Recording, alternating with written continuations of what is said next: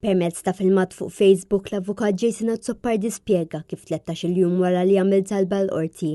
Il-Maġistrat tal-Għas aċċettat it-talba tiegħu sabiex tinfetaħ inkjesta maġisterjali rigward l-iskandlu tal-ID cards, skandlu ta' korruzzjoni, organizzazzjoni kriminali, falsifikazzjoni ta' dokumenti kif ukoll ħasil ta' flus. Ippreżentajt rikors biex tinfetaħ inkjesta maġisterjali fuq il-korruzzjoni u l-ħasil tal-flus in konnessjoni mal-ħruġ ta' karti tal-identità Maltin minn identità Malta, illum magħrufa bħala identità, l-unika identità tagħha hija korruzzjoni ma ħalja.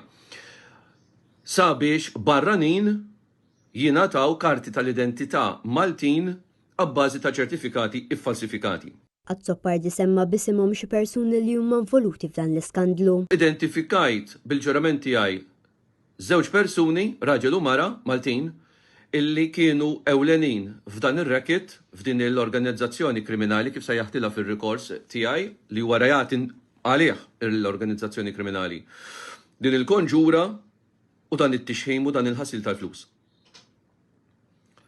F'dak ir-rikors infakkarkom jiena għalenkajt ħafna delitti illi ġew imwetqa minn numru kbir ta' nies, però ewlenin fosthom Bernard Attart u Marija Spiteri. Huwa fakkar li identitar li madwar sentejn taf dawn l-abbużi, dan fil-waqt li spjega li dwar dawn l-abbużi qed iċemplu diversi qraba ta' nies li ma jkunux qegħdin jgħixu fid-dar tagħhom stess u mill-għada jibdew jirċievu ittri ta' barranin. Jiena bombardjat ta' kuljum b'nies li jgħiduli l-mument li missieri daħal f'home fi frar li għadda bdejt nirċievi li indirizzati lil barranin fid-dar ta' missieri. Kif kienu jafu li daw li missieri daħal f'home? Kif kienu jafu li ommi daħlet Kerin Grek? Kif kienu jafu illi jiena oħti qiegħda l-ITU?